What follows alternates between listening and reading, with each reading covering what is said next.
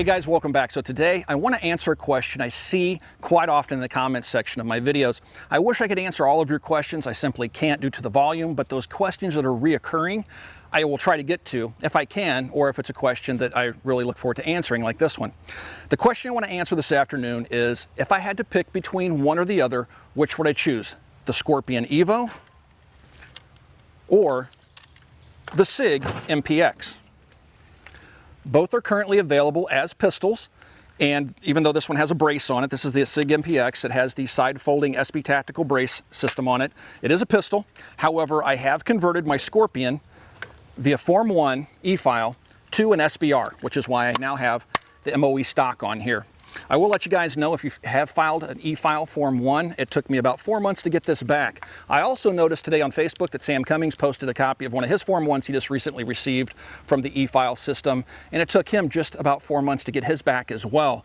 So it would appear that the secret's out, and the quick 30-day turnaround times, unless you're really lucky, just aren't happening anymore. We're back to 4-month waits, which really kind of blows. While I got the Scorpion EVO in my hands, I also have both of these firearms suppressed. This one has an Octane 9 suppressor on it. It's a SilencerCo suppressor. I really like the Octane 9. The Scorpion EVO has an oddball 18mm right-hand thread pitch muzzle. All right, so it's kind of an oddball. Not kind of, it is a straight-up oddball. I know SilencerCo sells an adapter. That's what I have on here.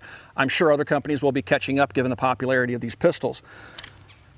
On the MPX, again, I'm using the brace. Have not e-filed this one. I'm not even sure that I will. I'm going to give the brace system a try for a while. I really do like how it works on the gun. On here, I have a Griffin Armament Revolution 9. Now, this has a 13.5 left-hand thread pitch on it with a taper mount. Just about pretty much any suppressor manufacturer out there should have an adapter for that particular thread pitch. It's a very common European thread pitch. You'll find it on Glocks and HKs, and of course on Sig products like this MPX. Now, this is a pistol, that is a rifle, but I want to talk about the features of each. Okay, I want to talk about what I like and dislike about both of these and which one I personally would take under what circumstances for my own use if I could only pick one. Let's load up some magazines with some Hush ammunition. This is from Freedom Munitions. It's a new product line. Let's see if I can get the boxes oriented properly here. Have 147 grain and 165 grain 9mm loads here, both subsonic, and both of them are quite fun, especially the 165. So we're going to load some of these up and do a little bit of shooting and show you what these are capable of. All right, let's load some mags, do a little bit of shooting.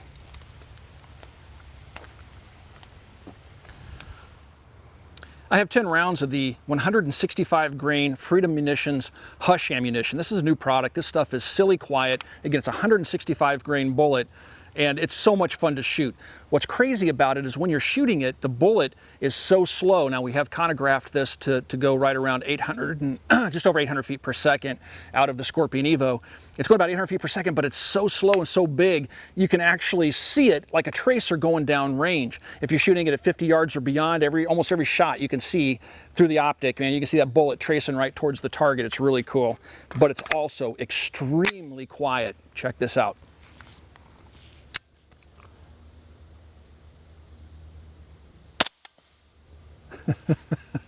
I don't know if you guys can hear that. I mean, this microphone naturally is bringing the gunshots down a little bit, but what I can tell you is I can hear the gun operating more than I can hear the report of the gun, and the bullet hitting the dirt down range is so much louder than the gunshot to me from my position. I mean, I can literally hear it hitting the cardboard target, and we're about 45, 50 yards away from the target. And that was a steel plate. Definitely can hear the steel plate over the gunshot. I can hear the bullet bouncing around down there.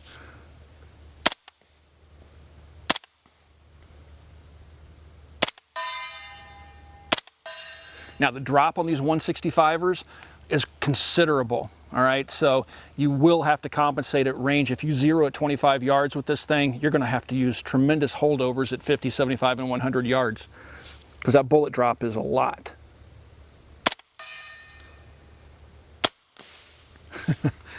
And it works just fine. And the MPX locks the bolt open. Everything works really well. That's just a fun bullet to shoot. Let's try some of the 147 grain Hush ammunition. I've loaded up 10 rounds of the 147 grain Hush, which is the new suppressor line from Freedom Munitions. And we're going to shoot this at about 50 yards and see how quiet it is.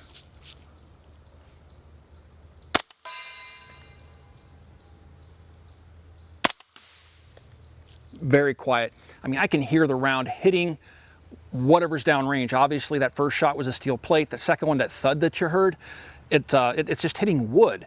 And that seems louder to me, even though it's 50 yards away, than the actual gunshot. I can hear the mechanism of the gun working.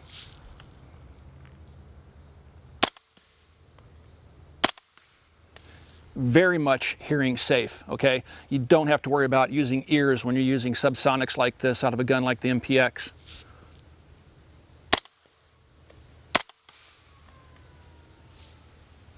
Did you hear that? You can hear the bullet going, bzzz! It hit something, went up in the air. That's crazy how quiet that is.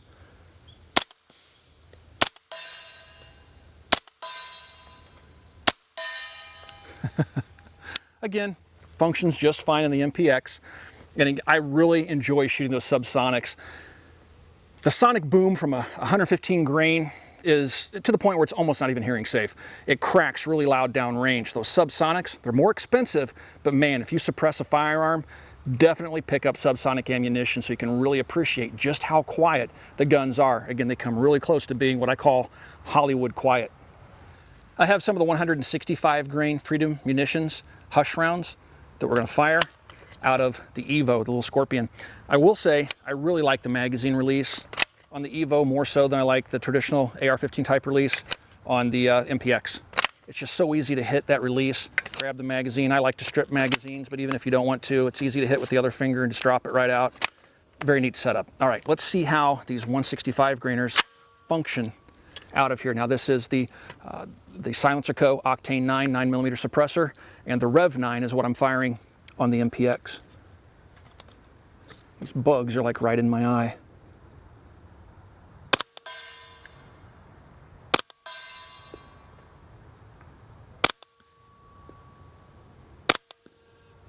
So quiet.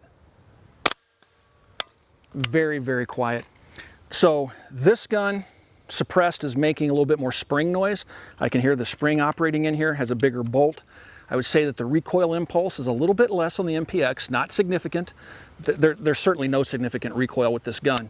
The shootability of the two, maybe a slight edge to the MPX. I definitely like the trigger more on that MPX. Real heavy on the EVO.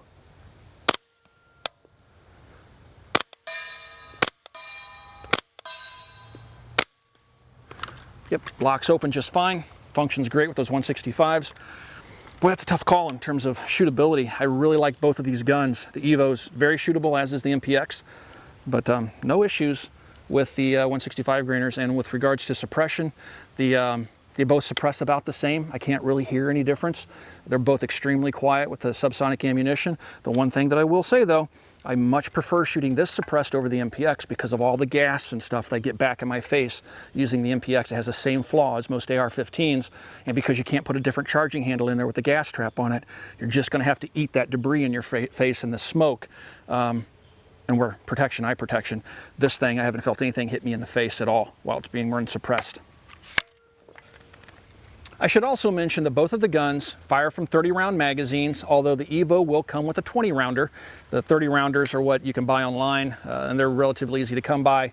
Of course, the Lancer mags and the MPX are 30-round magazines. The 20s are handy if you're trying to go for a small footprint, trying to make the gun as small as possible. But, you know, I love the 30-rounders. I just love playing with that magazine release. All right. These are the 147 grainers. See how quiet these are as compared to the 165s.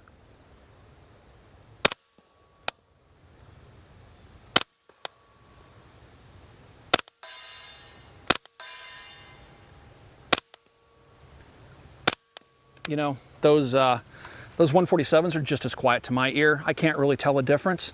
What I can tell though is that the 165s are dropping much more quickly, so the further I move back, the more I have to hold over.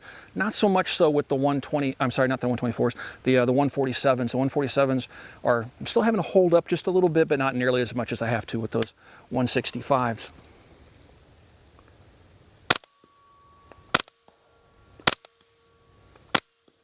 and it locks open. Both of these guns signal to you just like an AR-15 does when they run dry. You can feel that bolt lock open. I think it's a little bit more pronounced because of the bolt mass here on the EVO, but it's really nice letting that gun talk to you. If you're used to shooting AR-15s and you rely upon that gun talking to you, both of these guns are going to give you that exact same feedback. Let's talk about the Scorpion EVO and what I like and dislike about it. Let's start off with the stuff that I like. First of all, the gun feels really good. It shoots well as a pistol the size of the EVO can shoot. It's lightweight, it's all polymer, so that works to its favor. But once you form on it and put a stock on it, it really makes a handy little carbine. Now, some folks will complain that the polymer will be frail because the 1913 rail across the top here is made of polymer, as are the 1913 rails on the side and on the bottom. And while we're talking about the 1913 rails, I don't really care for railed up guns. I prefer to have something like Keymod or M-Lock because these act like cheese graters, so you'll probably want to go out and get some 1913 covers, which I've yet to put on here. The gun does ship with this hand stop, which is handy, especially if it's not suppressed, because it's all too easy to stick that thumb up there in front of the muzzle if you're not careful and really hurt yourself by blowing the end of your thumb off. But overall, the ergonomics of the gun are really nice for the most part. A couple of issues. But let's talk about stuff again that I like. The magazine release is easily accessible from either side. It's a little button right here next to the magazine well. You can quickly pop the magazines out, put magazines in. The magazines do drop free. Even when the bolt's to the rear, the magazines will drop right out. So that's a nice feature. It's also nice that these magazines are only 22 bucks at places like Palmetto, hard to pronounce, Palmetto State Armory's website. You can pick up 5 of them for just right around 100 bucks. And they're readily available. I've had no problems getting them as of late. You will find people on Gunbroker gouging for these magazines. It's not necessary. Do a Google search or head over to Palmetto and you can find them for $21.99, I believe, 22 bucks a magazine. So let's see, the stuff I don't like, all right? I don't like the fact that originally it had a ambi selector lever here that just absolutely ground into the first knuckle on my trigger finger or my index finger. There was no way around it. The angle of the grip forces you to have a high grip, and that sucker would just grind into your knuckle. I don't know anybody that shot this gun that didn't complain about it. HB Industries sells this little delete kit, which basically allows you to use an Allen head wrench, take that ambi lever off, put it away, put this in, and now you no longer have that ergonomic problem. Some folks have reported issues with the HB Industries cap. They say that if you push hard enough on it, you can actually push it through. I haven't had that problem as of yet, and I've pushed on it pretty hard. So I'm not so concerned about it, and I don't plan on taking this thing into a conflict zone anytime soon, so I don't think I'll ever have to, be overly concerned that that plug might actually push through. But if it does, I'll tell you guys. No issues there. I don't like the fact that the charging handle has that ability to lock the bolt back, as well as having a last round bolt hold open. So when the gun runs dry, empty magazine, let's go ahead and drop the bolt. When the gun runs dry, it will lock itself open, letting you know that the gun's empty. Drop the magazine, stick a fresh one in, hit the button, and start shooting again. But I also have the ability to lock the bolt to the rear via the charging handle, much like an MP5.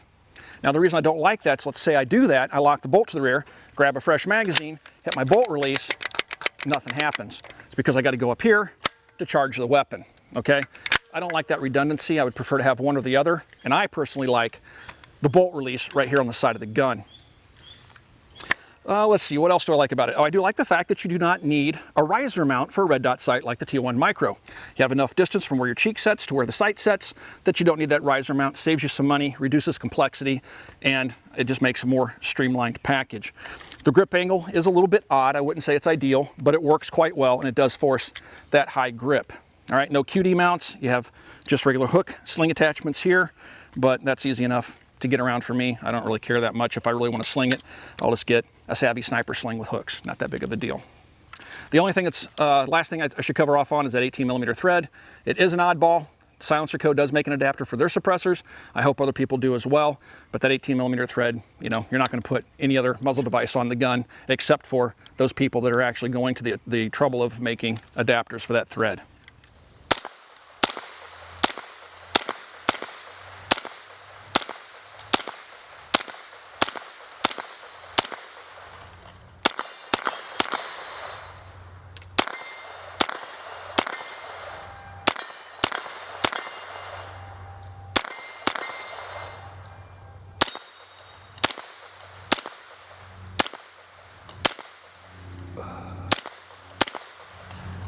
All right, guys. Woo! See my eyes? That was just a standard S&B ammunition, full 30 rounds, and it just gasses the snot out of you far worse than the EVO. Woo! It's just like an AR-15. And the debris back in your face is pretty bad. And that's all because of the suppressor.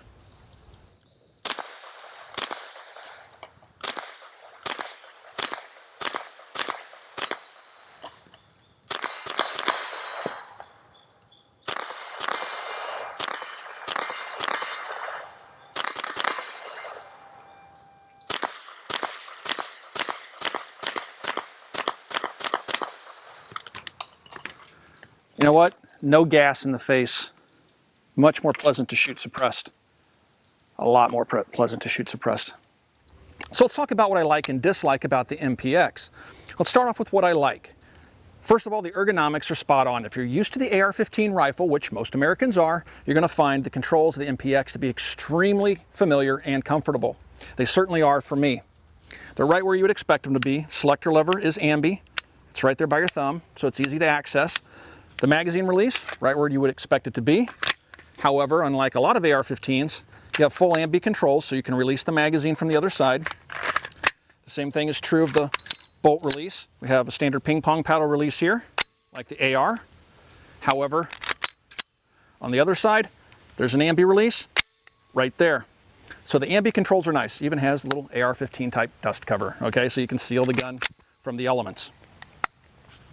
Unlike the EVO, this is an all aluminum firearm, so your 1913 rail across the top is metal versus polymer. For some of you, that might be a decision point.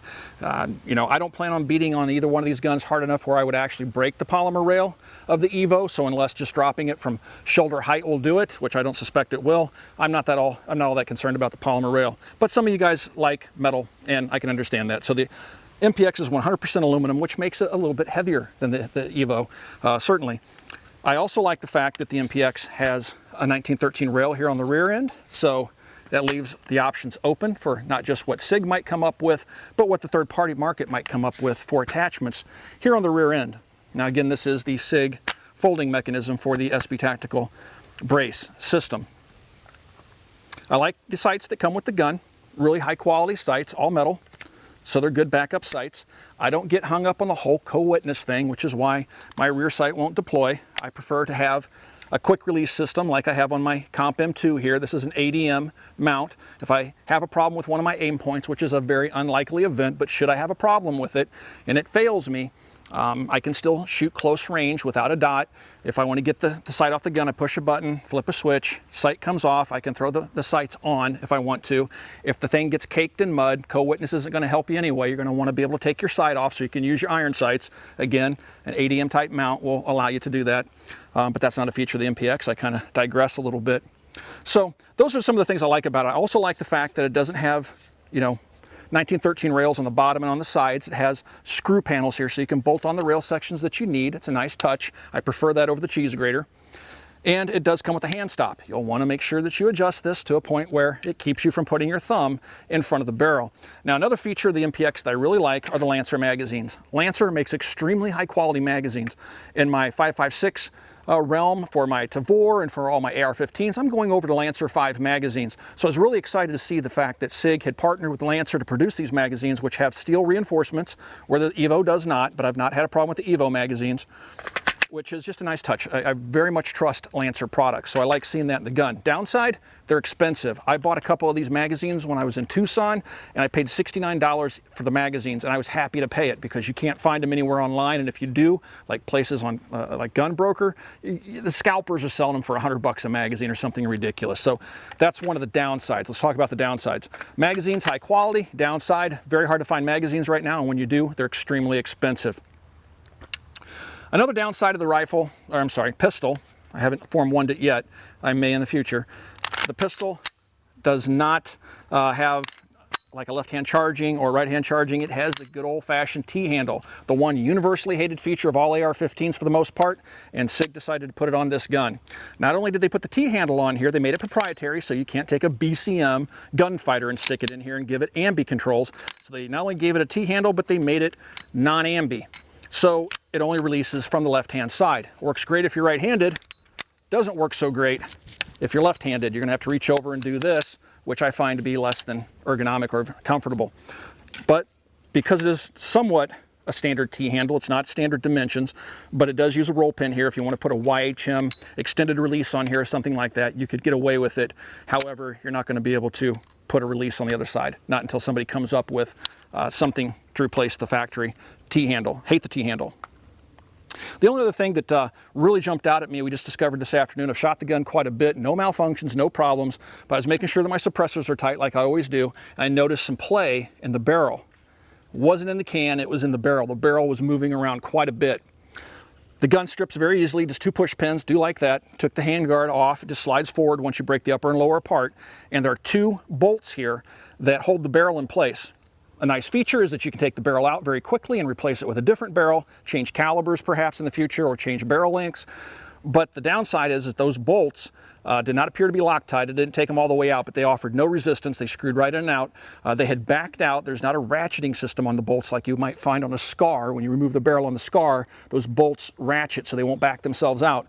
They'll just back out and the barrel will become loose. Not sure if that becomes a safety issue or not. I'm assuming it didn't. The barrel didn't just fly out of the gun or anything. And the screws can't come all the way out because the handguard does keep them in place. So it's just more of a nuisance, I'm guessing. But I did have to tighten those down. I really wrenched them down tight. When I get back to the shop, I'll probably put a little bit of Loctite on there. And I'll probably ask around before I do. I don't want to Loctite it if I'm not supposed to. So that's one of the downsides. Those 2 screws, handy, but they have backed out on me now already. And I maybe have 1,000 rounds through it. Another thing I don't really like about the gun, I do love the fact that it is suppressible, very easily suppressible. However, much like the AR-15, when you're shooting it suppressed, you get a ton of debris blowing back in your face. I don't get that on the EVO. The EVO doesn't blow stuff back in my face. It's gassy, the gas hangs around by your shooter's face, but this thing's physically throwing debris in your face. Little particle matter, which you will want glasses on for sure if you're shooting this thing suppressed. You don't get that again with the EVO. Yeah, what else? Anything else I can think of? I think that's about it. Everything overall about the gun I do like. I really enjoy shooting it. It does cost about $1,249 for the pistol from Atlantic Firearms. The EVO will set you back about $789, so there's a $450, $500 difference between the 2 guns, with the MPX being the more expensive of the 2. So if the cost is a concern, you may want to take that into consideration. Also, the one last thing I want to talk about, the gas system. The gas system works really well in this gun. I've had no malfunctions with the gun, from 165 grain Hush ammunition all the way down to 115 grain ball. The gun has run everything flawlessly. However, it does use a gas system.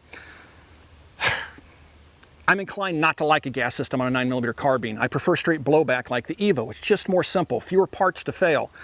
The gas system, while it hasn't failed me, does cause me a little bit of concern. If I had my ruthers, I would prefer to have a gun without a gas system and just go straight blowback. It's not that the straight blowback gun is heavier. The Scorpion EVO doesn't feel any heavier than this gun. Actually, in my hands, without using a scale, the EVO actually feels lighter than the MPX. And the MPX is gas operated, and the EVO has a big heavy bolt in it because it's straight blowback. So the gas system, I'm kind of indifferent to. It hasn't failed me. I would be concerned about it if it caused me problems. It hasn't, but yeah, I would just prefer straight blowback. So I think that covers off on everything I like about the MPX and dislike about it. Overall, I really, really like how shootable the gun is. The trigger is amazing. It's an AR-15 type trigger on it. Beats the snot out of the Scorpion. The Scorpion has a pretty bad trigger in it.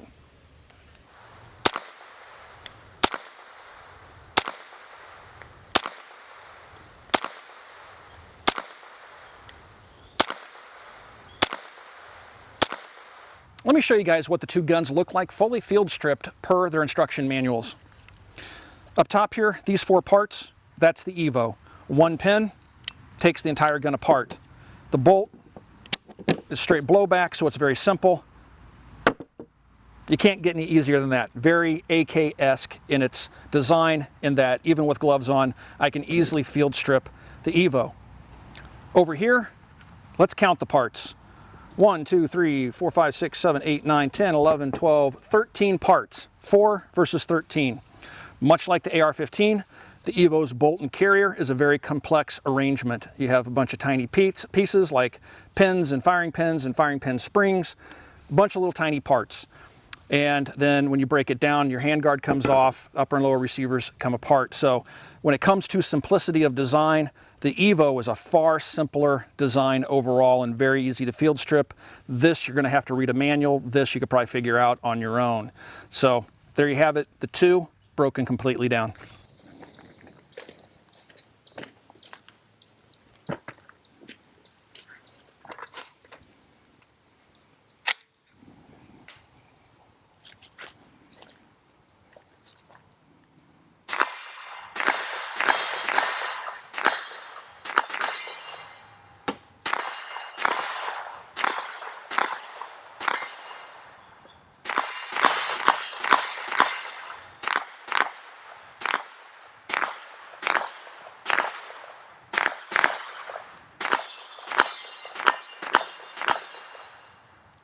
Ooh. That's a lot of debris in the face.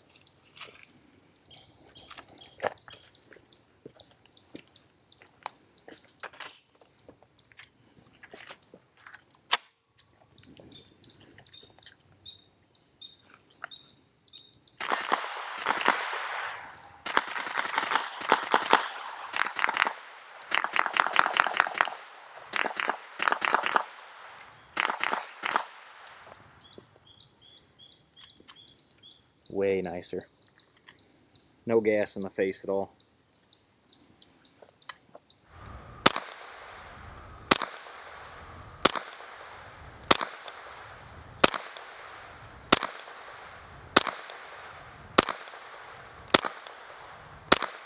All right, guys, decision time, and this is not an easy decision for me to make. I was laboring over this quite a bit. Both of these guns have impressed me completely, but I have to take all things into consideration. If I could only pick one, which one would I choose?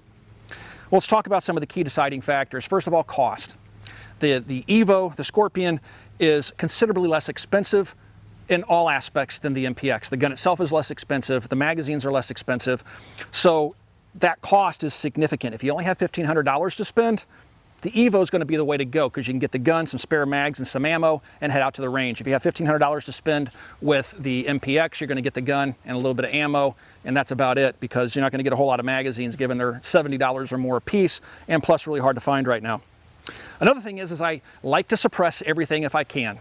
I am big into suppressing stuff, and when it comes right down to it, the MPX is just way too gassy for me. This T-handled system I don't like, and because of it, it blows a lot of debris back into my face. So this thing is not as suppressor friendly as the EVO. So that's something else I have to take into consideration. And then there's the whole factor of ergonomics. The ergonomics, the trigger, all favor the MPX. It feels very comfortable to me because I fired AR-15s, M16s my entire life. And because of that, it just is just a natural shooter for me. Not that the Scorpion is hard to shoot. Matter of fact, I actually like the magazine release better on the Scorpion. So, what's it boil down to? Which one? They both seem to suppress quite well. They're both 100% reliable with everything I've fed them. I do think the Scorpion's more simple because it has a straight blowback versus the gas system of the MPX. I think if pushed to the extreme limits, this is a complete assumption, but my assumption would be that the Scorpion would be more reliable in extremely adverse conditions, but I don't know that for a fact. Okay guys, this is it. The EVO is the one I would pick if I could only pick one. I think just overall, it's a better gun for the money. It's extremely robust, very simple. It has its quirks. You will want to replace things like the ambi selector, but all things considered, I would take the EVO over the MPX, and that's not an easy decision to make. I love the MPX, and I have no intention of ever selling it. But again, if I could just only have one of them, this would be the gun. It's lighter, it's definitely more suppressor friendly. I don't get all the debris in my face that I do with the MPX. It's just, you know, a very robust, simple gun. The barrel hasn't backed out of it like my MPX did to us this afternoon. So overall, I think the Scorpion's probably the best way to go, and if I could only pick one, it would be it. Also, if you guys haven't already, do check out Freedom Munitions. They make some really cool stuff. I'm really enjoying shooting this new Hush line. It works great in suppressors. If you suppress your guns, try some subsonic sometime if you haven't already. I tell you what, it kind of defeats the purpose to have a suppressor if you're shooting supersonic ammunition all the time. Guys, thanks for watching. Also, if you want to support the channel, please swing by and check out Copper Custom. I'll put a link down below. We have a lot of great products at great prices. swing by, pick up something, and that's how you can best support the channel. Also, please swing by and check out Full30. That's full30.com. We've taken pretty much all the top content creators we can find in the firearm space and brought them under one roof, and that is the full30.com roof. A lot of great stuff there, so please swing by and check that out. Again, a link down below. Thanks for watching, everybody, and we will talk to you guys soon.